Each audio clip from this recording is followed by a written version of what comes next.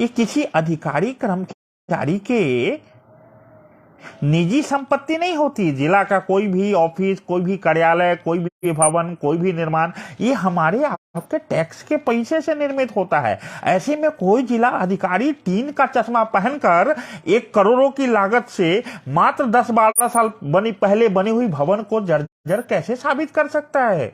एक civil surgeon अपने कार्यालय में बैठकर करोड़ों की लागत से बनी हुई एक प्राथमिक स्वास्थ्य केंद्र भवन को महज 12 सालों में जर्जर कैसे साबित कर सकता है? सवाल फिर वही है कि ये लोग टीन का चश्मा पहन लिया है या वास्तव में मोतियाबिंद का शिकार हो गया है। और ऐसे में ये सवाल आपके विधायक सांसद को उठाना चाहिए था, लेकिन हम जैसा सामान्य व्यक्ति जब देखता है कि नाम में संघर्ष जुड़ ही गया है और इन अधिकारियों को ऐसा लगता है कि ये निर्णय कर लिए तो इनका फाइनल है, अरे इनके ऊपर भी है लोग। मैं इनको यही बताने के लिए हाई कोर्ट गया हूं कि साहब आप अंतिम नहीं हो, आप तो एक प्राथमिक कड़ी हो।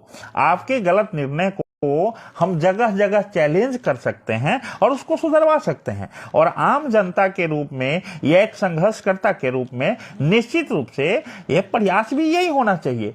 आज जहां आप देख लीजिए कि एक भवन जो 2010 में बनी है, करोड़ों की लागत से बनी है, उसे कोई जर्जर बनाकर कैसे तोड़ दे, और तोड़ दे तो हम आप जैसे लोग कैसे शांत बैठे रहें? हो सकता है कि इसमें कोई राजनीतिक दबाव भी हो सकता है कि किसी का इन्फ्लुएंस भी हो सकता है, लेकिन कुल मिला के नुकसान तो हमारा ही है। किसी अधिकारी कर्मचारी के पूर्वजों ने कोई घर बनाया होगा तो क्या वो 10 साल में उसको तोड़ के डिमोलिश कर लेते होंगे, जमीन दोज कर लेते होंगे और फिर से नया निर्माण कर लेते होंगे? जब खुद की लागत से, खुद के खर्चे से बनने वाले घर सैकड़ों वर्ष तक चल सकते हैं, 40-50 साल से नीचे जर्जर नहीं होते होंगे, तो एक सरकारी बिल्डिंग 10 वर्षों में जर्जर कैसे हो जाएगा? और वहां जर्जर है तो स्क्रैप के रूप में। वहां की वस्तुस्थिति देखिए, आज तक शिलापट पे डेट दिख रहा है, दिनांक दिख रहा है, जिस दिनांक को उसका उद्घाटन हुआ वो दिख रहा है। और महज 10 वर्षों में, अगर 12 वर्षों में कोई बिल्डिंग जर्जर हो सकती है तो महाशय पूरा जिला का सरकारी भवन खतरे में है, क्योंकि इन सब का निर्माण तो उससे पहले हुआ है। अब मामला चूंकि हाई कोर्ट में है, हाई कोर्ट से नोटिस हुआ है, निश्चित रूप से इन लोगों को ये रिप्लाई फाइल करना होगा, अपना पक्ष रखना होगा कि ये कौन लोग हैं जो सही सलामत भवन को जर्जर बनाकर तोड़ने की साजिश में शामिल हैं। और निश्चित रूप से मुझे लगता है कि हाई कोर्ट जिस दिन इस निर्णय पर पहुंचेंगी, तो अभी तो BMSICL ने मांगा है इनसे डिटेल कि आप हमको बताइए, NOC दीजिए भवन तोड़ने के लिए।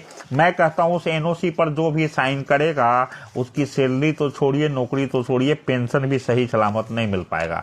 ये कौन अधिकारी हैं, ये कौन से नंबर का चश्मा पहनते हैं, इनके मोतियाबिंद का स्टेटस क्या है, या इनकी आंखों की रोशनी कितनी धीमी हो गई है कि इन्हें एक भवन जिसमें स्वास्थ्य सेवाएं चल रही हैं, एक प्राथमिक स्वास्थ्य केंद्र का कंप्लीट पूर्ण भवन जर्जर दिख रहा है। खैर दूसरी बात आते हैं, वहां जमीन टोटल 67 डिसमिल है। BMSICL जो आपके मेडिकल इंफ्रास्ट्रक्चर निर्माण का कार्य करती है, बिहार सरकार की जो एक डिपार्टमेंट है, उसने जिला स्वास्थ्य समिति शिवहर, जिला प्रशासन आदि को लिखित में कहा कि मुझे एक सामुदायिक केंद्र निर्माण पूर्णिया प्रखंड में करना है, जिसके लिए 60 मीटर बाई 40 मीटर की भूमि उपलब्ध कराई जाए, जो कि लगभग कोई 67, 65, 62 डिसमिल होगा, रफली 12 कट्ठा।